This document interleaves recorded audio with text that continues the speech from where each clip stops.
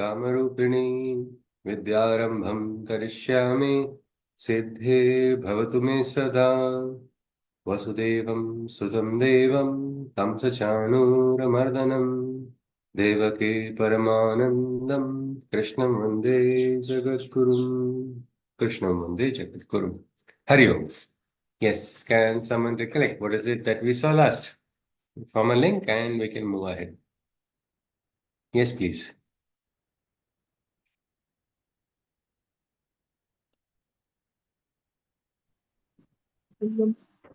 Hari Om Chaitanya ji. Yes, Namaste Manisha ji. Yes, Chaitanya ji, you are recollecting, is it? Yeah, I thought, but I just thought Manisha she was going dead, so I muted myself Okay, again. fine. Manisha ji, are you? Hari Om. Hare Krishna. Hare Krishna, Shruti ji. Hari Om. Yes. I can Okay. do it. Or Shruti ji can have the summary and Chaitanya ji can have the start. Is that okay? That's absolutely fine, Shishruji. Yes. Yes, Shruti ji. Okay. Ha, yes. Ji. Hari Om. Yes, ji. Yeah. So last time we were on third adhyay, and we started with that Krishna saying that karma and karma mandalas are part of the prakriti, and conscious people, those who have enlightened, those people know that our senses easily get attached to the Asuryaverse Indias, or easily get attached to senses and try to follow them. But yeah, when you are conscious, you try not to go behind them. Rather, I mean, you don't get drifted. Then you don't immediately, if you are talking about faith and shraddha, then and so if someone is not believing in something, you don't directly go and try to change it. It is for first thing is for them to open up and ask for help, and then only there is proper ground to actually go and change it. Otherwise, there is no point in going and telling them, because it may not work in a positive way. Then Krishna also told that there is a part of me within everyone, and you should focus on it and try to do your duty by focusing on it with all the honesty and sincerity. Then it is also important to keep your shraddha on the right person, because we saw that there are so many aspects to shraddha, and that is one of the main driving force in this journey. So misplaced shraddha can be harmful. Then uh, we also talked about what is the inspiration, because when we talked about doing our duties, not expecting the fruits, I mean, not being attached with the fruits, and there has to be some inspiration by for with which we are doing, which will actually inspire us to do our duties in that particular manner. And that source of inspiration was Loka Sangra, Krishna revealed. So I think yeah, so there was also some introduction to gunas, that how people behave, how what is their swabhava. It is also kind of effect of how the combination of gunas, they affect every day. They are part of prakriti, so they affect our daily interactions. And it's yeah, so Krishna was also saying that if you are doing something wrong, then you will probably know, because from within, if you are honest and if you are connected to the inner self, then he will try to probably tell you about it, that you are maybe not taking the right decisions. But it is also important that you, carefully listen to it. Then only you will be able to take the right decisions. Sometimes your ahankar and maybe what you can say effect of gunas take you away from the actual voice that is coming from inside, and you tend to think what is best, what is profitable to you as a right decision, rather than what is actually right to do. So that is Yeah. there. And when we had we will briefly touch upon rajas, that anger and desires, they are originating from rajas. So and they always come together, and it is very much possible that in small moment, you may, no, they can destroy your actual good thinking, and you may end up taking the wrong decisions. So we also had some discussion about this truth or knowledge that is hidden beneath some cloak, and that cloak of ignorance that has to be removed. to actually reveal and experience, to understand the knowledge and go to that conscious state. So yeah, that is it, I think. All right. Thank you, Yatnesh. It's wonderfully summarized. Thank you. So, yes, this is the thing. The mind attaches to the senses attached to sense objects, and the person is taken completely for a ride by their desires. Krishna says, recognize the divine inside of you. This same divine inside of you is part of the supreme cosmic divine. And he says something very interesting. It is Shreyas. It is like you follow your Swadharma. What is Swadharma? Swadharma is not just about likes and dislikes. It is your inner core value, something you stand for, something you realize on your own. That is not something like some SOP has to be taught to an individual. My Swadharma is this. For a player, the Swadharma would be to play. That was what somebody would understand, a tendency like that. Something like that. Krishna says it is better to, even if you don't do perfectly, even if you don't do perfectly, but you're following your Swadharma. Why we will see in the 18th Adhyay. There is reason behind this statement also of Krishna. But he says it's all right if you don't do it perfectly, but you follow your Swadharma. Some mistakes are okay. Like now everybody or most of us must be knowing how to ride a bicycle, isn't it? Yes. Anybody can say you learned without falling down? No, isn't it? So you learned it with some mistakes. It's all right. They happen in the start, and then slowly you become better. And that is exactly what Krishna is talking about.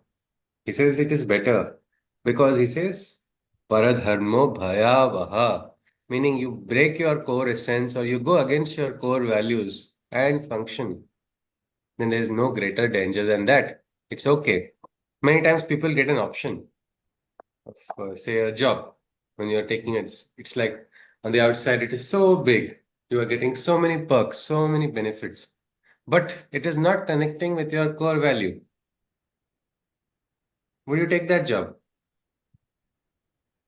That's a big question, actually. Many times people have some person who is clear, this is my Swadharma, will not have that problem. But somebody who is not, who is going to be driven by desires, then that person will get confused and will most likely go in the wrong way, after, driven by the desires. This is what Krishna is saying. He's trying to tell Arjuna, go back inside. I remember when I was in college, it was just a talk friends were having before the placements. Some of us didn't know which company is only going to come. And there one fellow was going ahead, yes, I'm going to go there. Why? Because the package is very good. I said, you didn't even look at what is the package. He said, no, what is the company? What is it doing? What are its objectives? I said, who cares? I need to know only about the package, what I'm getting in return. And as we were saying, if Bill Gates comes and offers you a package of, say, that time it was 1 lakh per month, will you take it? Immediately in the discussion, so many hands went up. Then they were asked, what job? Nobody asked. Who cares? It's the job of a gardener. After your engineering degree, would you become a gardener? Then a few hands went down, but there was one hand which is still completely up. He said, no, it's okay. I'll do anything for the money which I need. Now that is something where this person is maybe having some requirements or whatever reason he said that. But in life, if you forget your swadharma, gardening is a good profession, of course. If that person related to it, he liked being plants, that is absolutely a different aspect. But you need to identify what your swadharma is. If you identify that, Krishna says, you are actually going to be free, you're going to learn, you're going to evolve. And if you go with that mam phaleshu kadachana attitude, you are likely to even be Jivan Mukta if you are able to actually practice it. So all this sounds very good in theory, but in practice it looks questionable. And Arjuna asked his question immediately. Krishna, if there is a divine being inside everyone, you have to follow your inner voice. Why are people sinning? Why are people doing wrong? What is the reason that sin exists in this world if there is a divine being inside all? And that's what Krishna talked about. Kama Esha, Krodha Esha, Rajo Guna Samudbhava. He says there are gunas in the world. These are the operating systems where people operate. In that, there is something called Rajas. Rajas itself is not bad, but because of Rajas, there is this flux of outpouring of desire and anger. both come together and they spoil a person. They are the Nitya Vaira.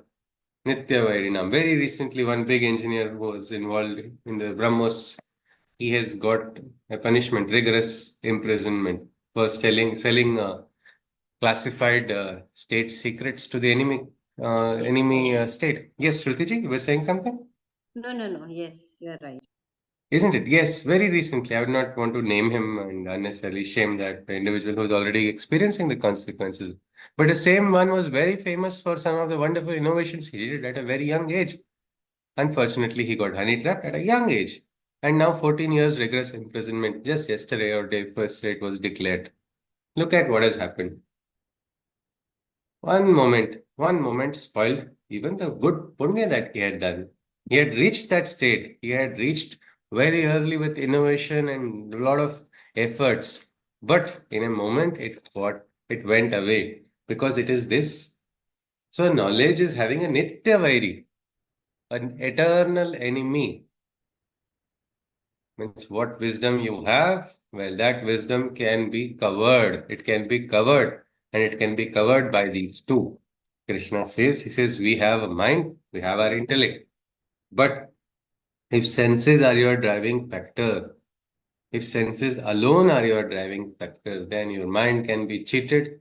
Your intellect also will be of no use. We saw the example of a person, of someone preparing for a conference and heading out to a conference into a different city. They have booked their stay very close to the venue, just 5 kilometers away. They have got everything ready on the cloud. Backup is also there. They have a pen drive also. If the system crashes, they have all the data even in mind. If some reason there is, I will still be able to talk. Only they have a useless driver. He was supposed to go north.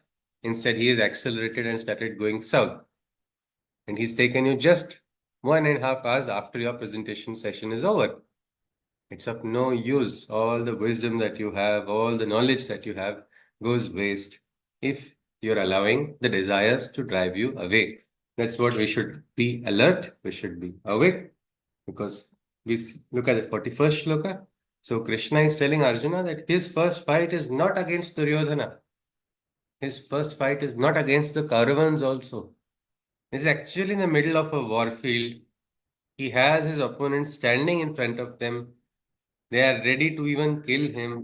And even at that moment, Krishna says, your first fight is not the fight on the outside.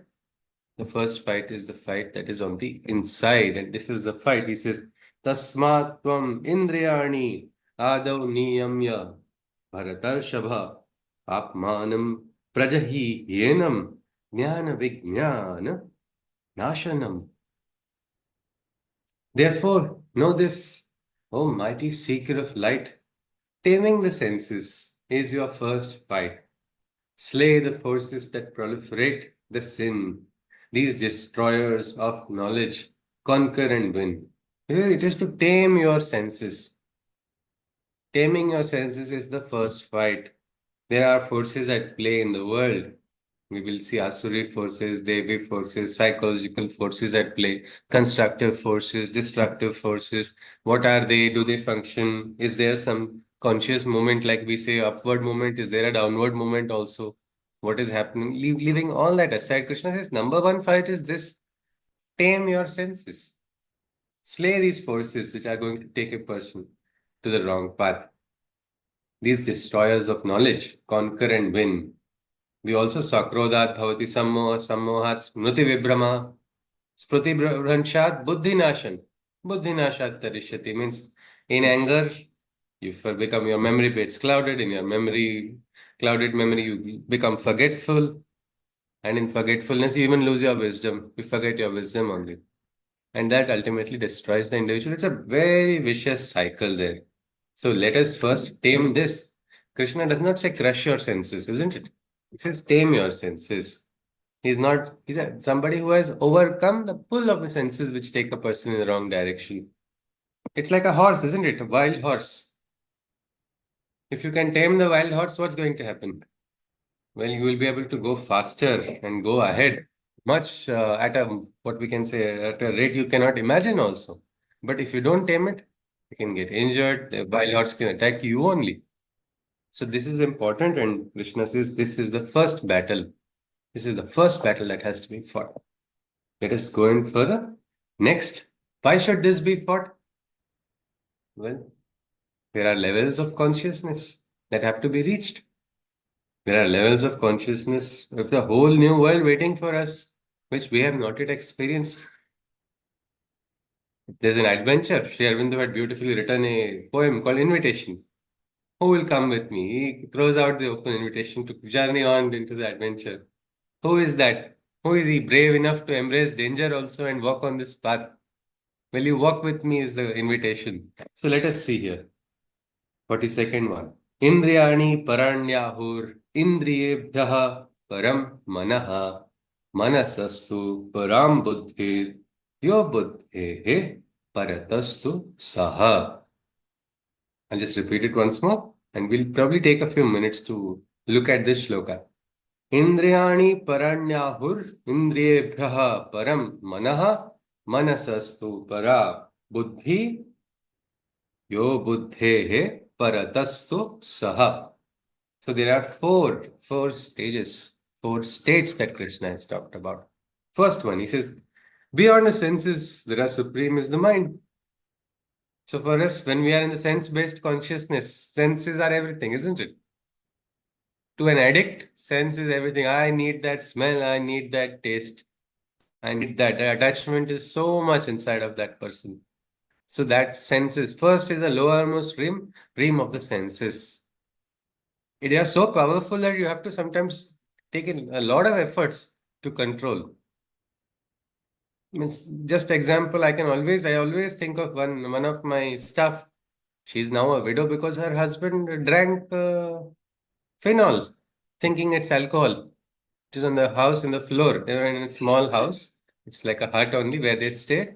He had already drunk and destroyed his internal organs. Doctors had banned him from even touching alcohol.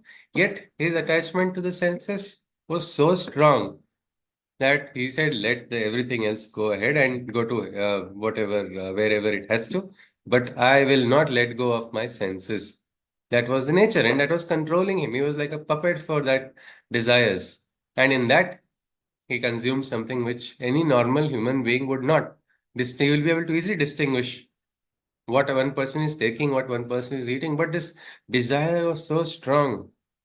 That was the problem. So he was living in that consciousness of desires only. And that was an entire life wasted in just the sense-based existence. So Krishna says, but beyond the senses that are supreme is the mind. Well, a friend of mine who was addicted in college, and when I talked to him, say 4 years back, my first question was, how are you alive?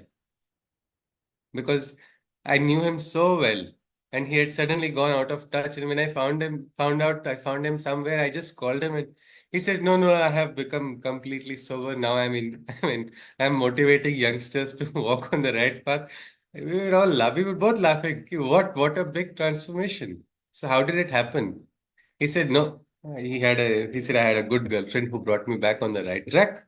And his parents, everybody, his mother only was there. So she wanted him to just be alive. They were saying, I don't care anything you do, at least come on the right track. And somehow this love, this support, whatever he got, he was able to come out of his addiction with what he said, I decided, because now I am a father, I have to take care. I think I cannot continue going on this path. And that is how he came back on track, it seems. With his mind, he controlled his urges, he controlled his senses. So here there is something more supreme than the senses. It is the mana, our mind. Indriyani paranyahur indriyebhya param mana. So the mind is something. Mind is a very interesting, what we can say. We cannot call it an organ or what can we call it? Where is it present? Anybody? Mind. Where is the mind present? Yes, please. Anybody? The location of the mind? Let's guess. Anybody?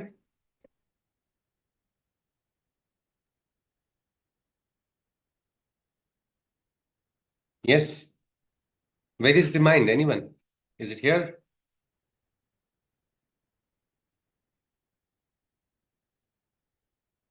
The center of the eyebrows. Okay, so center of the eyebrows, the where they call prajna, that is the awakening place. So mind is also probably located there. Anybody else has a different somewhere between in the cranium, we can say. Yes? Or if somebody says it's in the heart. A neurologist had very nicely said, no, mind is connected with neurons, and so neurons are present in the brain, and so mind is in the brain. That's what the neurologist said. In that same group, there was a cardiologist. He said that way there is a cardiac nervous system, neurons are there. Neurons are there in the heart also. So the mind is present in the heart. Somebody said, no, that way you have something called enteric nervous system, what we call gut feeling. So mind is in the gut. And, and for children, their mind is in the stomach only most of the time. They don't get food and your entire life experience is destroyed. They feel sad, they cry and everything. So, well, mind is something which is Sukshma, but it is so powerful it can travel anywhere. The yogis understood mind to be something very special. It can travel so fast. The speed of mind is probably as much as the speed of sound also, or speed of light. It can travel. Do you need a visa to go across the world in your mind? No, you don't. You can travel. And if the mind has so many thoughts, sometimes people have so many thoughts at one time. Like you are listening to something, mind is running in another direction. Sometimes some people have two minds, while one is doing something and another side is going elsewhere. Some people have multiple minds also. One more, and I think younger generation is learning about multitasking, isn't it? At one time, do 5, 6 things at a time. Anytime you open their browser screen, you will see 20, 30 tabs going on at the same time. Because one place.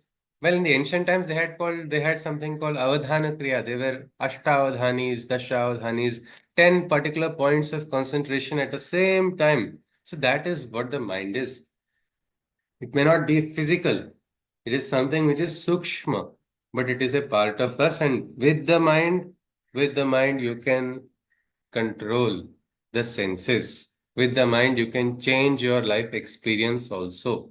There was a great Marathi pravachak who would say, Mana karare prasanna. He would begin that way. Make your mind happy.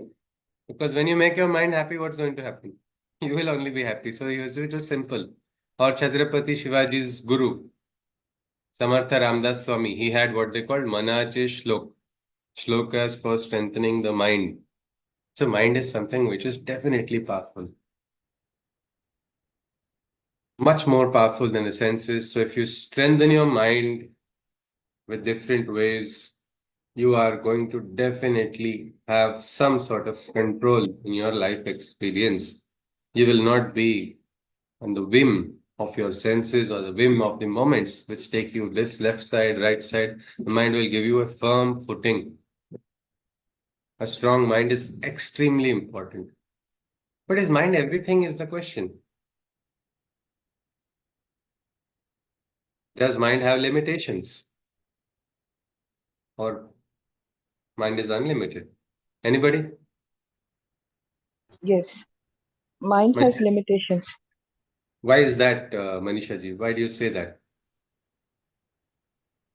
because mind can be deluded, distracted, and Okay. Okay. So mind can be if it is overpowered. Yes.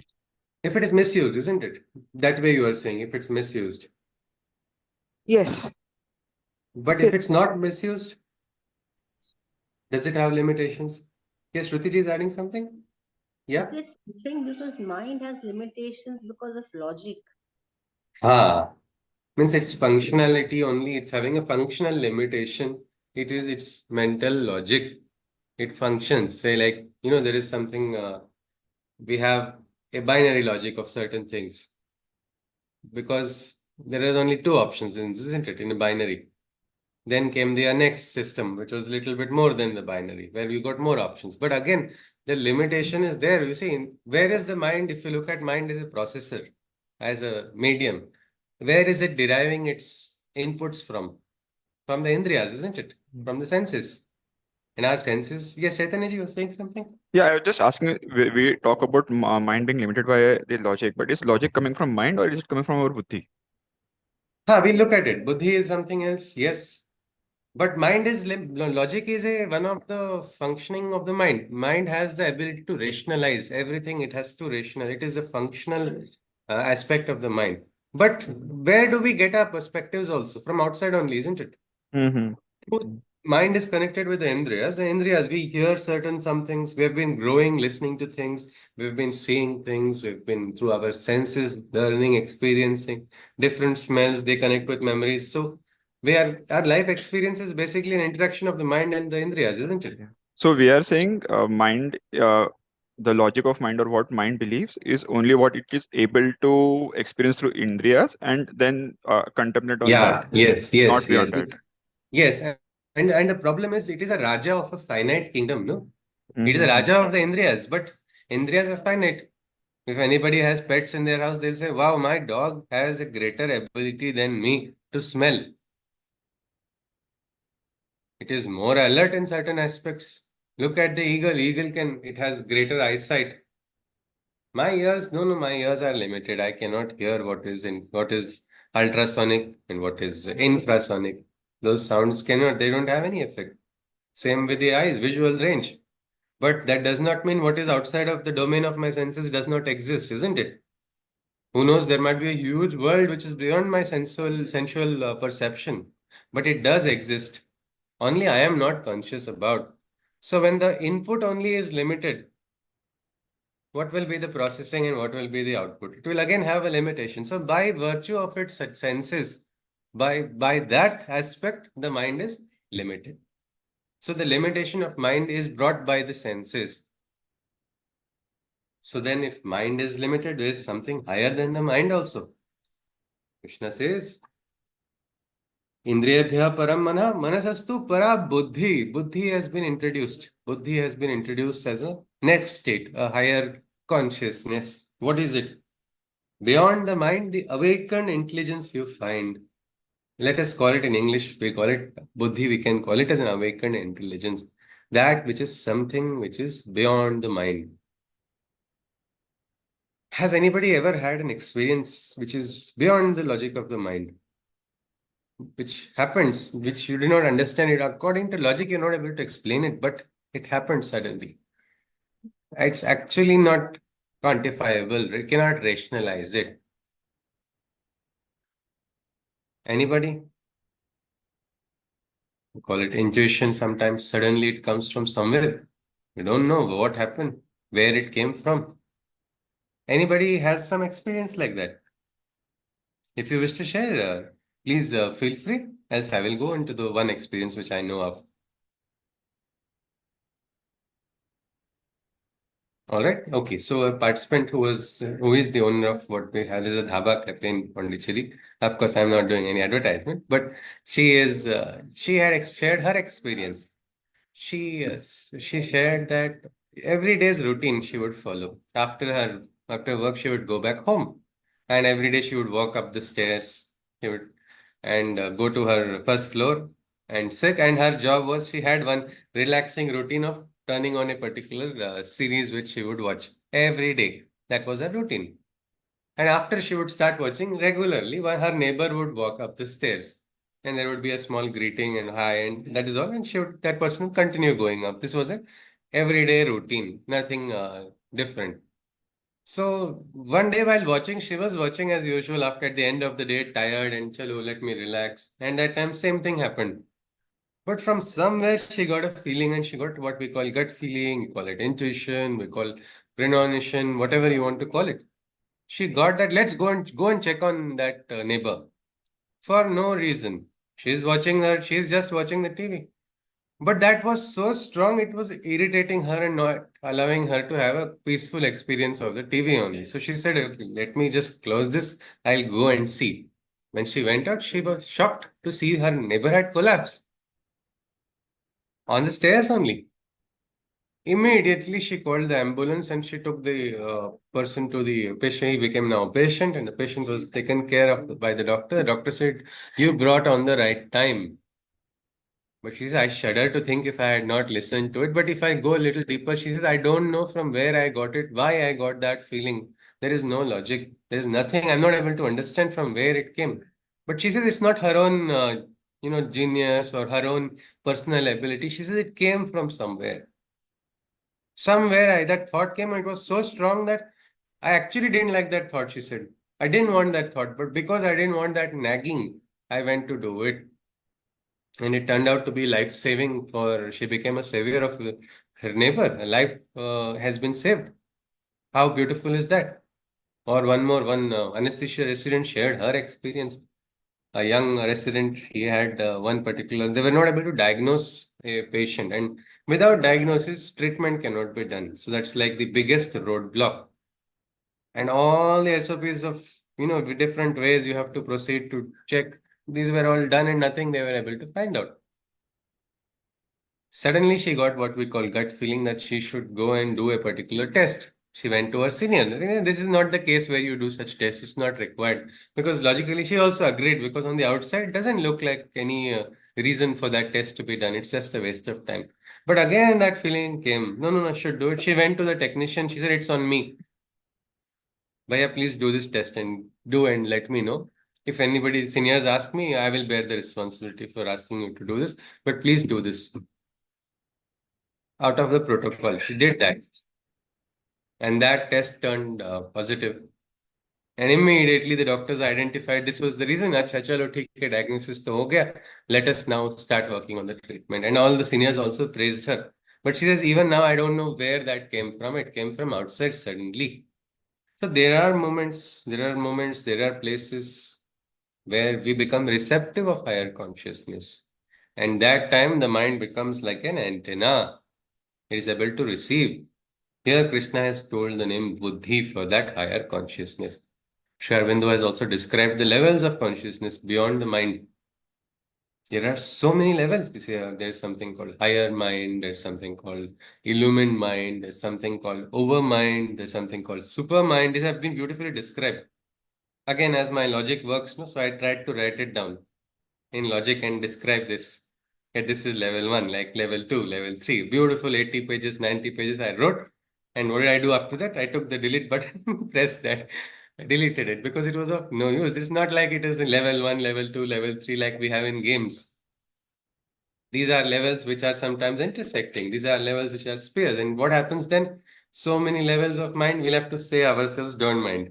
Let us start experiencing. We'll go one step. Let it happen when it has to. But recognition of something higher is important. Otherwise, I and my logic, I will live by that only. Now, say, in a small place, I can have control, but I cannot have over the entire world, isn't it? And so many factors, so many things are at play which are actually not in my control. I had not done well. I had flunked in my thermodynamics exam in engineering. I was so irritated. I was half angry with my friend for taking my book on the last day. But whatever that anger was, it was then brought in a sattvic manner. Ki chalo, next time I will clear it. And I somehow got 10 on 10. But that does not mean I have understood the thermodynamics of the universe, isn't it? So many transfers take place, energy transfers. How is it possible for my mind to process all of it? So one must recognize that there is something higher. If you are at level by level of senses only and you don't realize the mind, you will live, and you will even die in the level of senses only. Never will there be a chance to rise higher. Same way, if you are understanding, chalo, there is a mind which is powerful. I can establish my connect with this mind. Let me use the mind as an instrument. Let me use it to the best of abilities. Then it's brilliant. But again, mind is something which is limited. So if you realize the limitation, then you will be able to go ahead. And basically, the world of Vedanta, which is the kingdom, which actually opens the doors to what they call the kingdom of Brahma Vidya, it begins functioning at the level of the buddhi only. That is why Vedantic texts, they are easy to read, but very, very difficult to understand. Like you need a visa to travel elsewhere. They say you need a Guru Diksha, you need Ashirvad to enter into kingdom of Brahma Vidya. It is said like you study the Mandukya Upanishad. One more Upanishad talks about Mandukya Upanishad being the Upanishad of realization. You will get mukti if you understand the Mandukya Upanishad. Just say 12 verses. Then why will we read 700 slokas of Bhagwad Gita? We can just read Mandukya Upanishad 20 times, get mukti 20 times. No, it's not like that. You have to realize it. You look at it, we'll look at Om only. Om iti etad aksharam idam sarvam tasyopa akyanam bhutam bhavat bhavishyaditi sarvam omkaram eva. Om is all. Om is the past, Om is the present, Om is the future. We're like, what's going on? When we read it, our logic will immediately start questioning it. But if you do realize it, you can experience what is there, what is the higher consciousness. So there is something higher than the mind. We can call it the awakened intelligence. We can call it the illumined mind. This is the realm of higher consciousness. This is the realm which, from where we receive things from a higher plane. There is something called there are like 4 levels of consciousness in an Upanishad. Also, they have talked about 4 levels. This level of the Kavi, there's a Manishi, there's a Paribhu, and the Swayambhu. Kavi is what we all know, poet. But in Rigveda, Kavi is also called Kratu, or the doer. The Kavi is receptive. Receptive to what? Receptive to this higher knowledge. He receives from elsewhere. They say, Jo na dekhe Ravi, wo dekhe Kavi. That Kavi is the poet, we can say. He's able to go in the places where even the sun's rays will not go. But in the Rig Veda, Kavi was who was getting glimpses. We can call it glimpses of intuition. Chalo. And that he would pen them down, or he would start living them, trying to follow them. But then the higher stages, then the Kavi was Manishi. Who was these Manishis? Well, they're not just getting the glimpses, they're getting a blueprint of things. One is getting glimpse, one is getting a blueprint. And how beautiful it is when you get an entire blueprint of things. It becomes much more, the greater clarity. But blueprint also sometimes is not enough, isn't it? Getting a blueprint is all right, but how are you going to manifest that blueprint? Anybody has done construction and anybody has been part of constructing something, building construction? Anyone? Anybody in our group? People say marriage and construction, both these two things have to be done to be to experience really what it is. So like that construction anybody has done? Anybody? Or at least you have some idea of the blueprints that are involved in construction and actually manifesting that blueprint. There's a lot of difference, isn't it? Many times people end up changing the blueprints only while the construction goes on. कि नहीं ये ठीक है, ये ठीक नहीं है, इतना तो वो आइडियल था पर यहाँ पे प्रैक्टिकल नहीं होता है. So many such changes happen. So something like that. So getting the glimpse, getting the intuition, but being able to manifest that, that is the state of what they call Paribhu. Kavi, Manishi, Paribhu. Paribhu is able to manifest it. And then there's the highest state which is called Swayambhu. Swayambhu is now you are the creator. You are no more a player. You're no more being played by the forces. You are the player. You are calling the shots. It's like a young student who is becoming an intern. He has to just get directions and orders. Whatever direction is come, that is followed. Initially, the idea is not clear, but afterwards, it becomes better as the person experience increases. The person understands, chalo, I need to do this because this will lead to this. A clarity comes there. But then when it's Swayambhu state, you are creating, you are the creator. Like in the Siddha Kunjika Stotra, there is Omkari Srishti Rupai, Rimkari Pratipalika, Klimkari Kamarupinye, Bijarupe Namostute. The Devi is like that. The manifestations are beginning. She is creating, she is starting it. And you become one with that consciousness. So these are levels.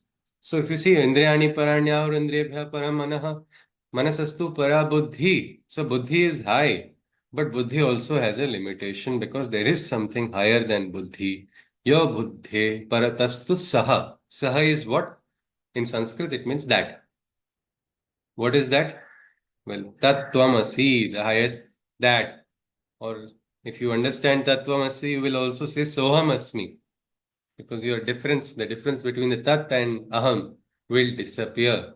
Well, that is the highest, which is the supreme, the divine, the Godhead. Meaning, don't let ahankar come inside of you just because you are having some abilities also. Many times, yogis would receive siddhis, and in siddhis, ahankar would get attached because ahankar is a nature of human being. And in that ahankar, the siddhis are lost. So, yo buddhe paradastu saha. Saha means that. It is He, the eternal self, the supreme Godhead. I remember it was in 2015-16, I was getting what we can say, बहुत उछल रहा था, something like that. Because poetry, yes, I'm able to get inspiration. I can write poetry, whatever I want. I was feeling that kind of some sort of ahankar inside, and in front of my guru only. I think I have understood how to get the inspiration and write the poetry. I just went and told him. Now, guru can identify the ahankar clearly. He said, बंद कर दूंगा जहां से आ रहा है, फिर लिख के देख. One line also will not come out. And suddenly I realized, yes, imagine that source is being turned off.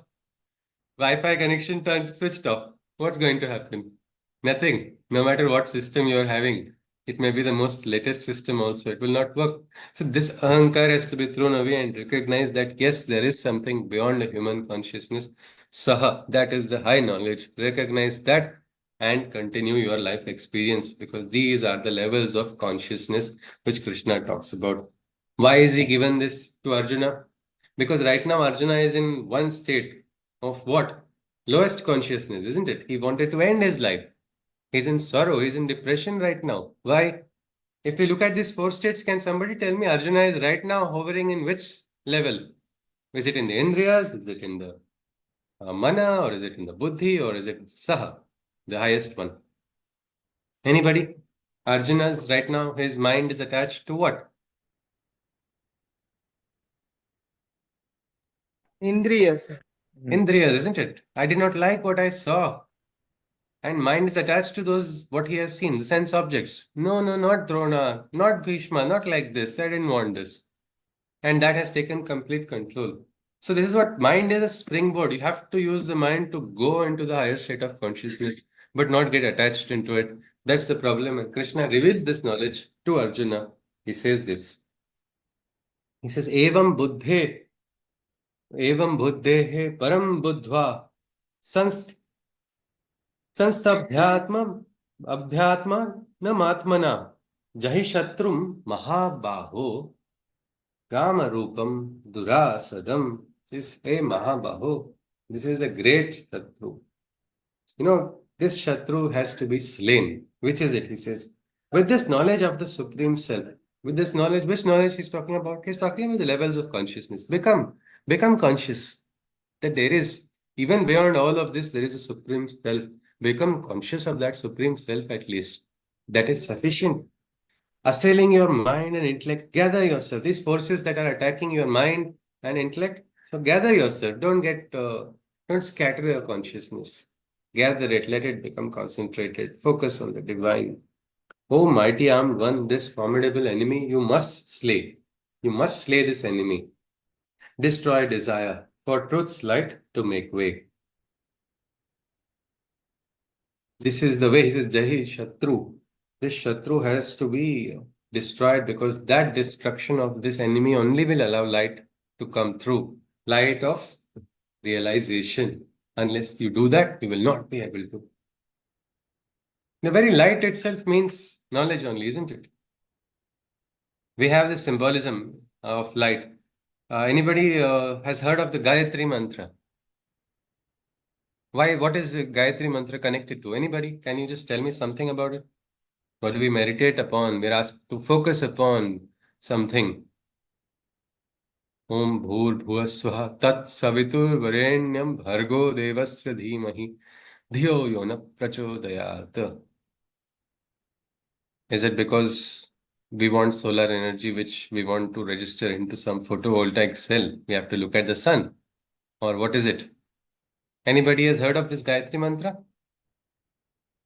It's quite a common one, isn't it? Well known. What does the sun have to? Yes. What is this sun? Anybody? Is it the physical sun that we're talking about? Or yes, Manisha ji. The sun is a source of light. Yes, and we're not talking about just the physical. We understand the Surya to be Surya Dev also in Knowledge. the Rig Veda. Knowledge, it's a Yeah, consciousness. knowledge. Yes, yes. Yes, If you see the entire world, Surya is understood to be consciousness, correct. not just And the physical sun. Yes, is it Shrutiji? Yes, please.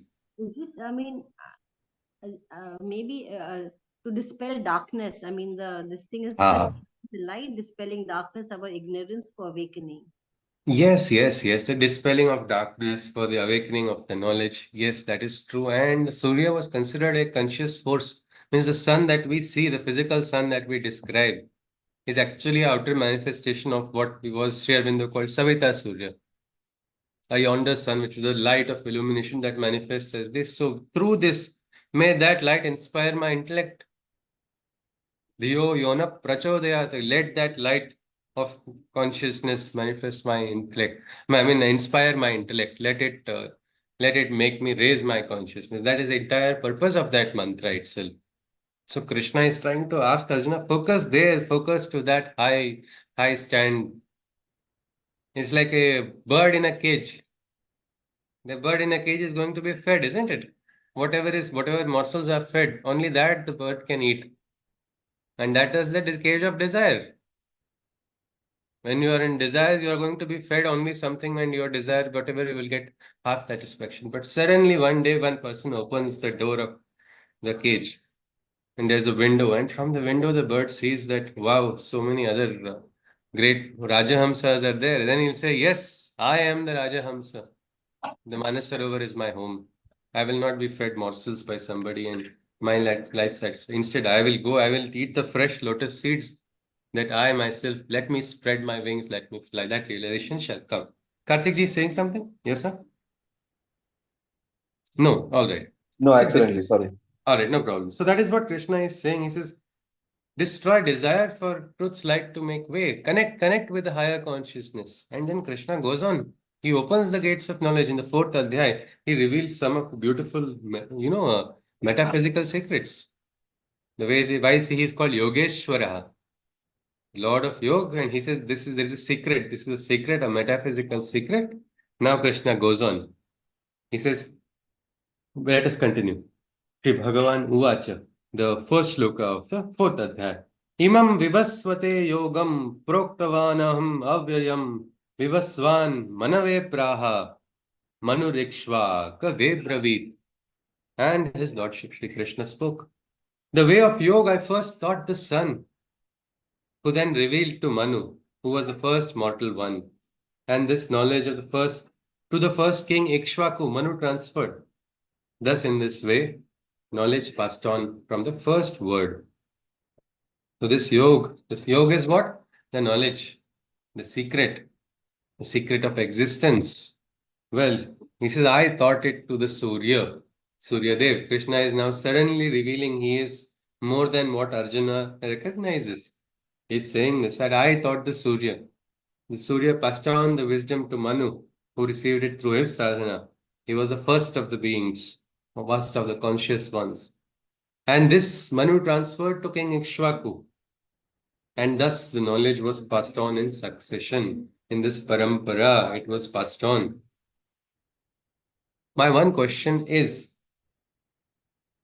anybody has played this game called Chinese Whisper? Yes? Anybody? Can someone tell me what it is about?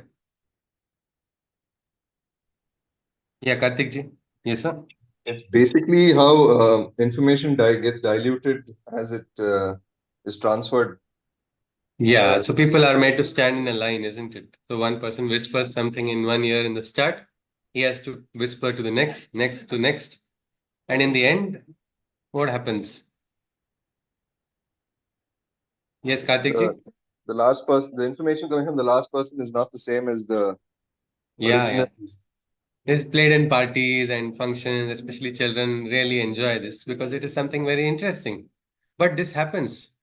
This happens that knowledge gets lost. Well, Krishna is saying that Surya also was received, from Surya. What knowledge the Surya received, he passed on to Manu. Manu passed on to Ikshvaku. In the next shloka, he'll talk about how Ikshvaku passed on to the Rajarishis. But something similar happened. The second shloka says, Evam parampara praptam imam rajarshayo viduhu sakale neha mahata yogo nashtaha parantapa. This tradition was upheld then by the regal sages, and from sage to sage it was conveyed in succession.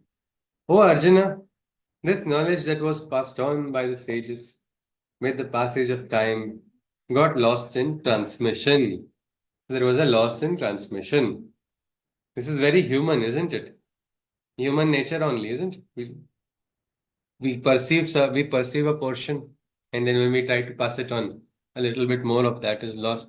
And Krishna says this high knowledge was lost. So many Upanishads were there. In the passing of time, what has happened? We've lost those Upanishads, isn't it? Due to various factors. And this transmission loss is something which is very normal. I think even non-conscious entities also have transmission losses. Anybody has heard of this? Electrical transmission losses.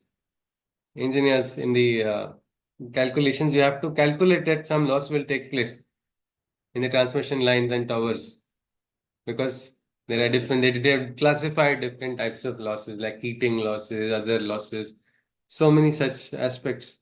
Well, this is the same thing that Krishna is saying that happened. Many times in certain akhadas where kusti is taught, the guru keeps one dao as mine. If my student tries to fight me, I will keep this as this one technique I will keep with myself. Or in colleges, professors feel, yeah, I'll teach everything except this thing. I need to show this area is my area. I need to show who is boss. I need to show who is more intelligent or something or the other. And what happens then? After some years, the student becomes the guru. And he follows that parampara, isn't it? My teacher had withheld one thing. I will also withhold one. One truth will not be revealed. If this goes on, what's going to happen? Final generation which is receiving is going to receive nothing, because there will be dilution, dilution, dilution. Well, as simple as that, this loss of transmission takes place. It's very rare that perfect transmission takes place. That can happen probably only when Guru Shishya perfect transmission takes place, and Guru also connects with the higher consciousness, and that chain of connection takes place. But otherwise, this is very normal. And Krishna goes on, the third shloka, he says, Sa evayam maya tedya yogaha proktaha puratana bhaktosi me sakha cheti rahasyam etad uttamam. The God himself says, he says, now Krishna has established that he's a deva, isn't it? How else could he have taught the Surya? This is a clear indication that Krishna is not just the Sarathi. Krishna is a Bhagwan himself. And he says, the same knowledge that I had first thought, I shared with you to enlighten your thought. The King of Secrets, to you too I shall lend, for you are my devotee, my dear friend. Now here he also says why Arjuna is so lucky. Bhaktosi me sakha cheti. Because you are my dear friend. You have bhakti in me. You're having that love for me. So I will pass it on to you. This also shows that we don't need to be God-fearing, isn't it? If we can be God-loving. He's a God-fearing person. Somebody says, oh, such a pious God-fearing person. Why is he God-fearing? Has he done something wrong? Why? If he can love God, he can respect.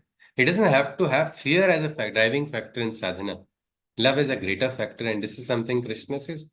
Damliji grew up. When he was young, his birth was in 1947. I think a very different generation. In that time, the aspect of fear was introduced as a necessary part. So you have to fear this, this will happen, that will. And he had met different people from the different margas also. And this fear aspect was considered to be an integral part of a person's sadhana. But while he was on the railway station, he came across a small book. He used to travel as a representative also, as an executive, he would go different places. So that time he saw one book. The name of the book was Bhagwan Hamara Mitra. And he immediately, it just clicked to him. Ki, "Hey, what? God can be a friend? What is this?" He just turns to see who is the yogi who has written it. He said the yogi was a young man. It was not like someone with a very big beard. I need to read it. And he said, I took that book, I purchased it on the platform, and as I sat in the train, by the time my journey ended, that day onwards, Bhagwan became my friend. I did not ever have to have this fear aspect had to be thrown, is what he felt. And here we see the same thing. Krishna saying, I will teach you that same knowledge. I will give you the same wisdom. And if you recognize this, the divine, no, this realization of the divine, this aspect comes in, all realizations are possible. In the Mahalakshmi Ashtakam, Yoga Je Yoga Sambhute Mahalakshmi Namostute. The goddess by whose grace yoga is possible. To that Mahalakshmi I bow. So here Krishna himself says this. And why Arjuna? Well, Arjuna and Krishna history is very long in Mahabharata. They have a beautiful bond. And that is why Arjuna is the lucky one. Arjuna is lucky not because he is so intelligent. Arjuna is lucky not because he has such a great material wealth or strength. It is his bhakti and his maitri bhava with the divine. They say the sakha bhava or saki bhava is a great bhava to have in sadhana, to become one with the divine. So, my simple question is, if you are in Arjuna's place and Krishna says, I will give you the wisdom, the same wisdom that is running the consciousness of this entire cosmos, I will grant that to you. It has been lost over time. That is why you have not accessed it. I will give you that now. What will your reaction be? Anybody? Anybody? If you are in Arjuna's place right now, when Krishna is passing it on. Yes? Anybody? What will your reaction be? Putting yourself. Yes, Shruti ji, Manisha ji, anybody. Shruti ji first. Okay, then Manisha ji. Yeah. I will be bewildered, and why should I believe you? I'll be really Acha. very Acha. So bewildered. there will be How doubt, is can what I Shruti ji understand? says. How Okay. can I understand what you are saying is the right Acha. thing? So there is a doubt. All right. Anybody will feel overwhelmed or happy and blissful. I'll be Manisha ji, very happy. I'll be very happy. you'll be happiest. Wow, Yes. I'm receiving it, isn't it? Okay, all right. Manisha ji has shared her own perspective. Anybody else would like to share your perspective? We'll go on to the shloka. I would feel blessed. Yes, sir. Dr. Atul ji? I would feel blessed. Blessed, isn't it? Okay, Yes. wow. I mean, it is. I think when we receive, we are all generally seekers wanting to learn. So when we receive something, when we learn, it gives a happiness, a satisfaction. And when now Krishna himself, Sakshat Yogeshwara, is saying, "I will teach you the way of yoga," what more do you need? You will feel overwhelmed. Let us see. Arjuna is going to feel something, but what is it? Arjuna Uvacha. अपरम भवतो जन्म परम जन्म विवस्वतः कथम एतद् विजानीयाम त्वम् आदौ प्रोक्तवान् इति. Arjuna questioned. He is not accepting or he is not happy yet. He is actually questioning. And look at his question. He said, the sun god was the first amongst the living. Even before your birth was the sun's beginning. How is it that I can comprehend what you say? That you instructed the sun on the first day? He says, okay, this is Krishna is getting a little too much. This is what Arjuna is saying. He says, okay, I have told Shishyas Teham Shadhimam Tvam Prapunam, that's fine, I'm going to listen, I'm asking you for direction, but you're going to say anything and I'm going to accept. How is it logically possible? He says his mind is not able to accept it. He is questioning it logically also. He says, Surya Bhagavan was before. Surya was there before. Your birth was in sunlight. We celebrate your birth. So Janmashtami was a great celebration even that time as well. So we know that. How can I comprehend? Did you make a time machine? Did you go back in time? How can I comprehend that you taught the Surya the first day, on the first day of creation, you have passed on this wisdom? How can I logically comprehend it? This is the problem of the mind, isn't it? We were just discussing the limitations of the mind. Here, Yogeshwar is there, Sakshat is, Krishna is there. There's no reason, if his heart would understand that there's no reason Krishna would lie to him right now. But no, mind says, I have to logically understand it. So he asks this question. And this is the beauty of Sanatan Dharma also, that you can question. You're allowed to question. Nobody will shout at you saying this is blasphemy. How dare you question? Here he is questioning divine himself, Krishna. He says, how, dear Krishna, how can I believe what you are saying? And Sri Krishna responds immediately to this question as well. He says, Sri Bhagavan Uvacha, Bahuni me vyatitani janmani tava charjana tanyaham ved sarvani natvam vedha parantapa. Sri Krishna answered, many, many births before, O Arjuna, I have seen, and many times born, you too have been. The only difference is that all of them I know, but you are unaware of them and hence don't know.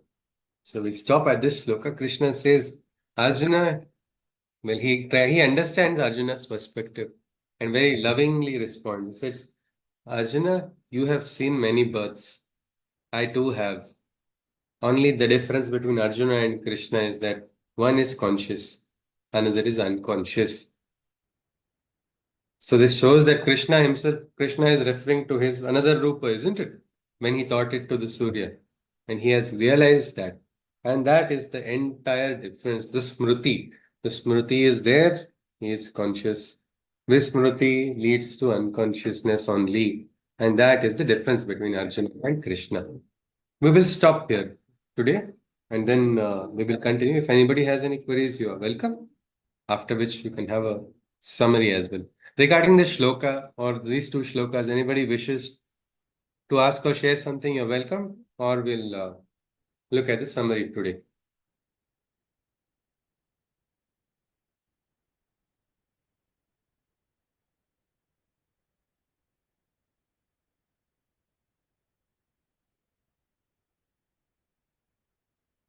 All right, then, can someone summarize? Anybody would like to summarize it? Yes.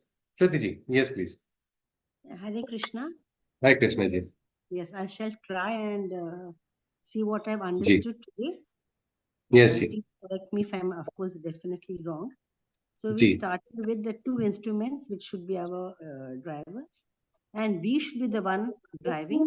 But if the mind and intellect are the drivers and they are the in charge, then you said we will be cheated by these desires and go on the wrong way. So how do we do that? So Krishna said, so only therefore taming the desires, taming the senses is the first fight, he's telling Arjuna. So taming your desires and your senses should be your first fight, to be fighting the inside, to destroy it and conquer it and win these desires and senses, who are our permanent enemies. Slay them, otherwise it is a vicious cycle. And then you spoke about levels of consciousness. First is, of course, you spoke about the 4 levels of consciousness. First, you spoke about that beyond the senses is the supreme, that a supreme is the mind. So first we have desires, then we have the mind. And mind ke baad mein we have the awakened intellect.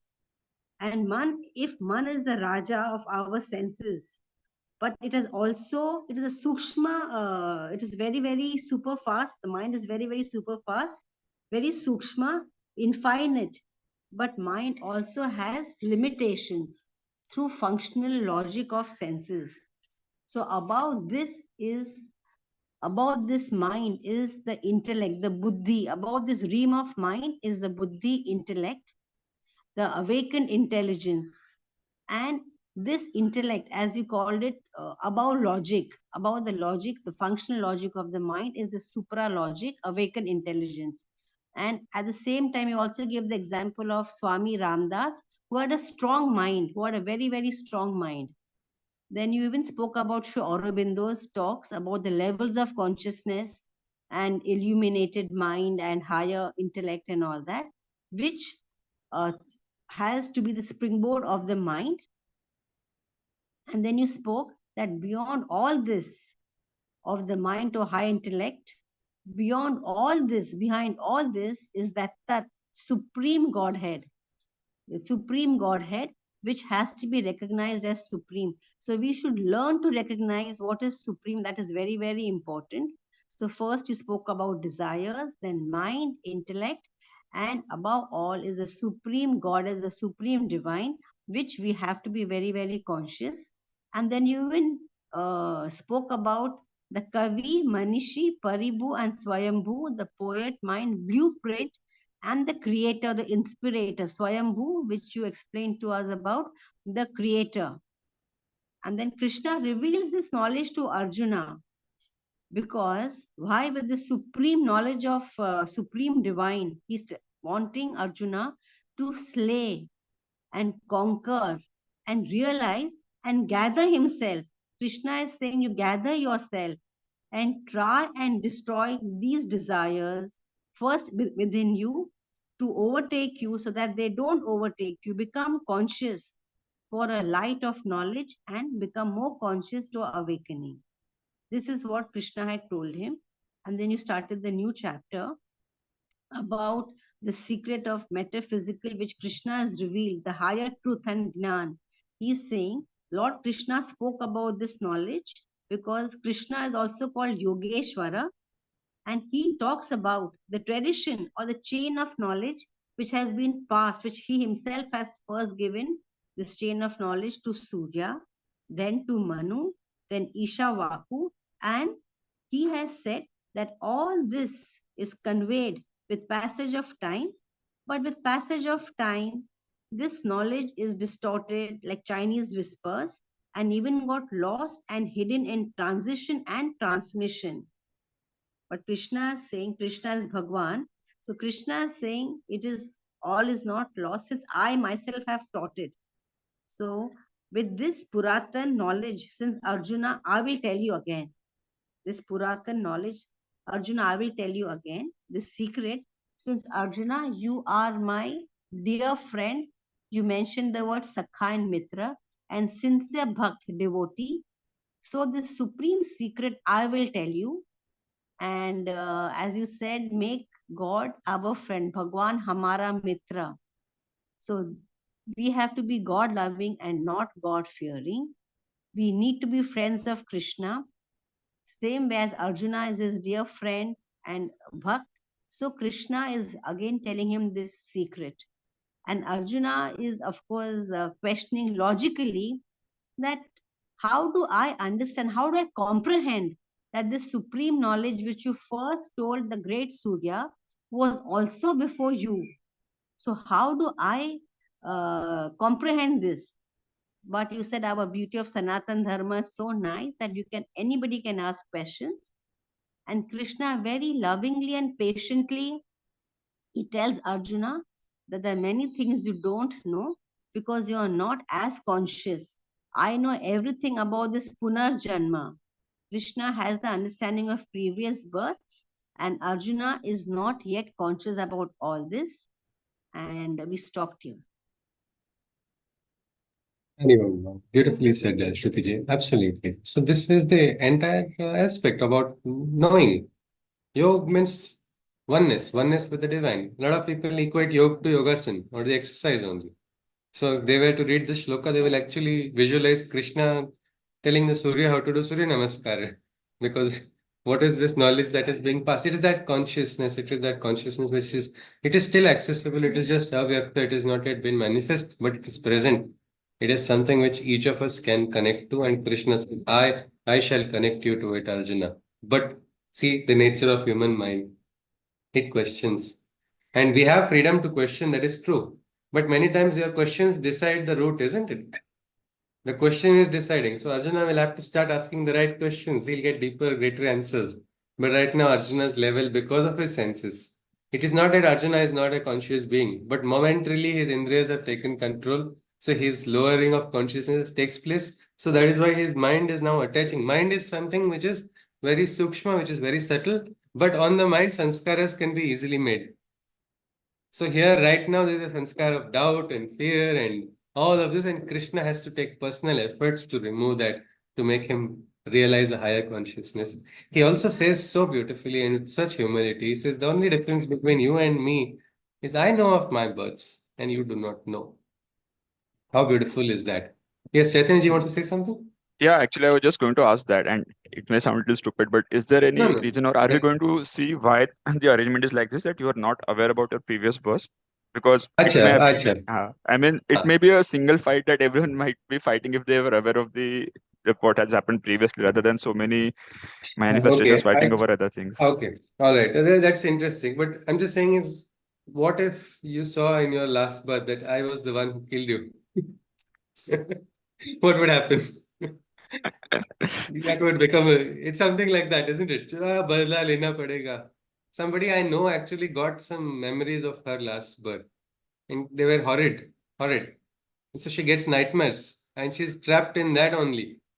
She's not got the entire picture because she's got just one glimpse, and she says that she needs to meet somebody to understand what is the entire aspect that's happening. And because those memories are replaying, they are affecting her current birth also. So sometimes अच्छा है कुछ चीजें याद नहीं है कोई problem नहीं. It's all right.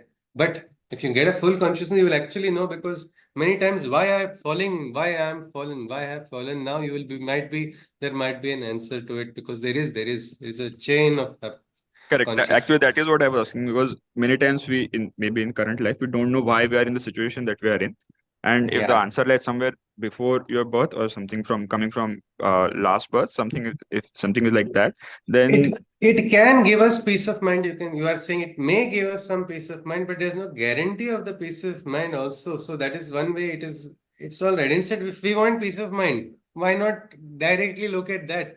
Then try to again rationalize because maybe it is like imagine your processor getting overburdened with too many inputs.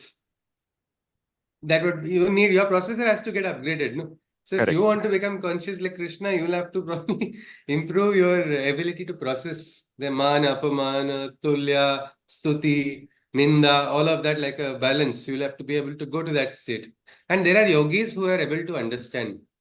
Means Damliji had mentioned about meeting one person who could see people's births in the front and the back also.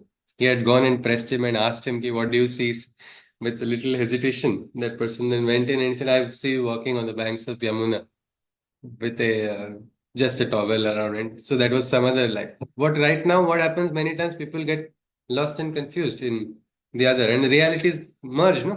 It's like superimposition of multiple realities will lead to kolahal or complete confusion. A classmate of mine, he went somewhere, it seems, for past life regression.